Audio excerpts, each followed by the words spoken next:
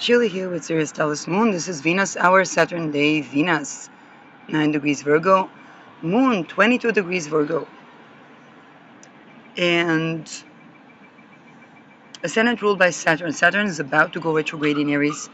Midheaven ruled by Mars. Mars 13 degrees Gemini. Mercury retrograde at 17 degrees Cancer. Now, at this time where so many individuals are being continuously harassed, tortured, violated, using technology, using cults, esoteric rites, this is a time to ponder on a legislative change when it comes to alleviating the bottleneck when it comes to abolishing rape, violence, and harassment in society. Now, one of the things that the consecutive waves of spiritual warfare showed us is that the only way to abolish rape is to kill the rapists. So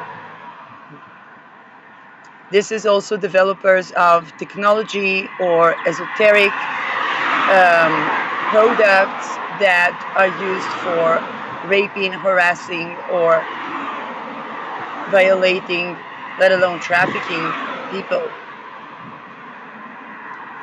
It also means assassination of people at the junctures of decisions on wealth redistribution that do not accommodate for the resources needed to recover from sexual boundary violation and to terminate sexual boundary violation.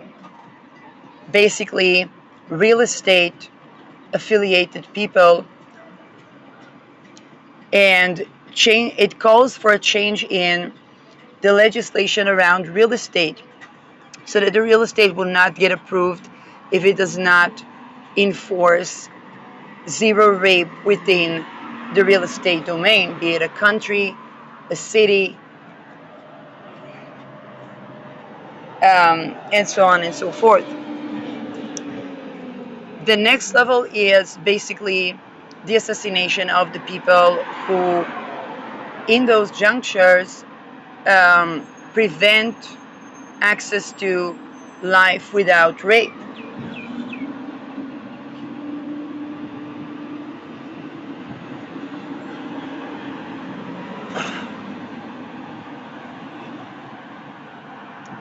To make rape not economic, there needs to be a dead road at the side of those violations.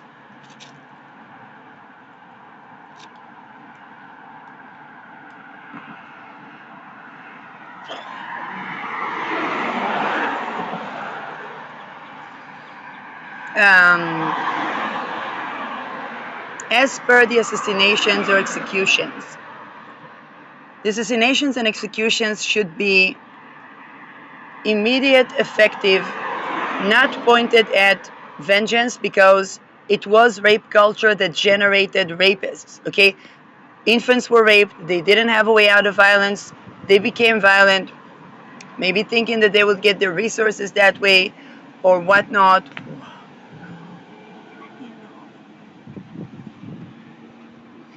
And we are not, how should I say, and we're not even bringing justice, because there's nothing just about an infant being raped without ability to go out of the situation. We are basically eradicating the act of rape from the genome, from the world, from the policies, and from the economy.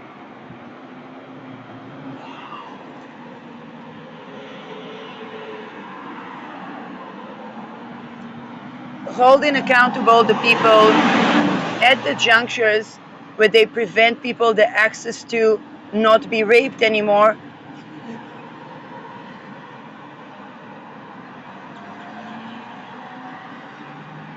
and their respective worldviews and policies.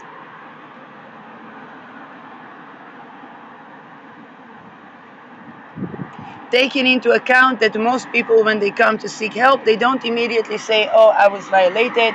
It can take a decade sometimes until they even connect what they're coming for or with a request from, and by the time there have already been perpetual damage of decades.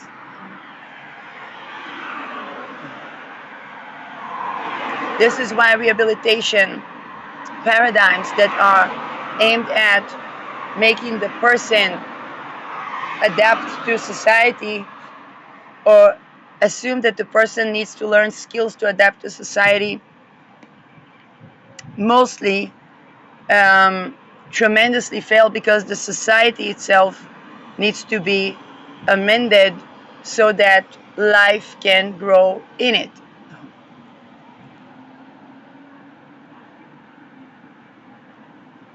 Um,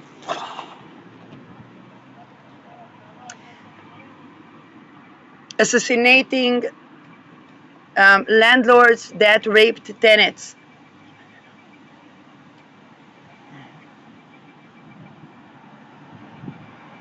Assassinating people that try to evacuate persons from the right to live, whether it's residence, access to resources, for example, food, water, clothing.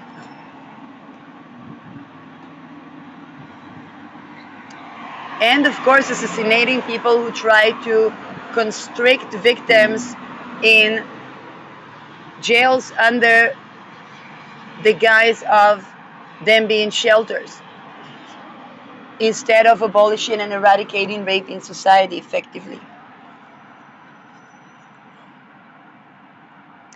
Assassinating weapon companies, developers that made their money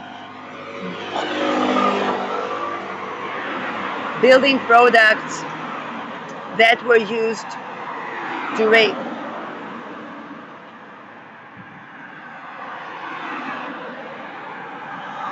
Again, we're not talking about vengeance, we're not talking about even justice. We're talking about accommodating for life.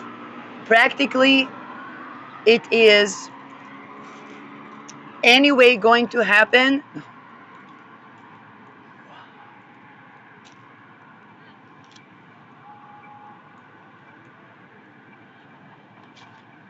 So, anyway, people are going to assassinate rapists and rapists affiliated people that let's say supported rapists or supported the act of rape by the masses. Okay, people are not going to have a choice. Those people, if they're put in prisons anyway, they're going to break the prison walls.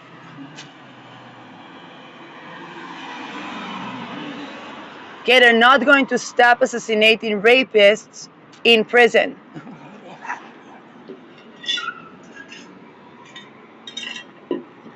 An ethical, supportive structure, governance, jurisdiction, real estate can facilitate easier deaths. Okay, a person that doesn't have the weapon and they just want to abolish rape from their lives. And they understand that, let's say, if it's happened in this person, in place, in that place, what's the communion with that place? The world. So assassinating entire world. Well, how? Hacking into A-bombs.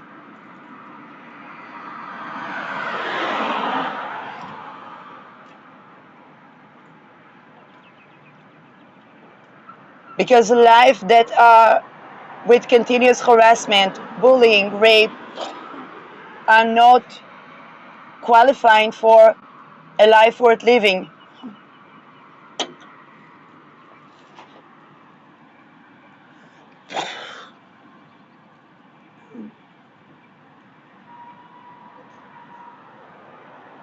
No amount of blaming the victim would practically change the broken skull, the splashed gut, the gushing blood, the amputated um, limps from explosion of the rape that was blamed for being raped.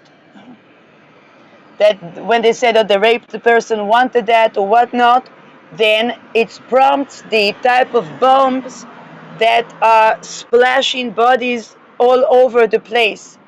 Now, if let's say the rapist is there and there are many other people there, but all those other people agreed with the rapist, so all of them go boom.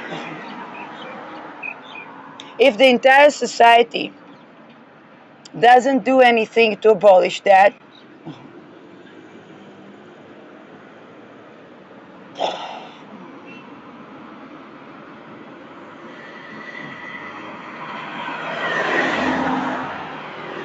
condemns the person that went through rape, doesn't effectively find a route that the person will never ever be raped or violated ever in their life, and they'll live happy, prosperous life, then what? Entire society goes extinct.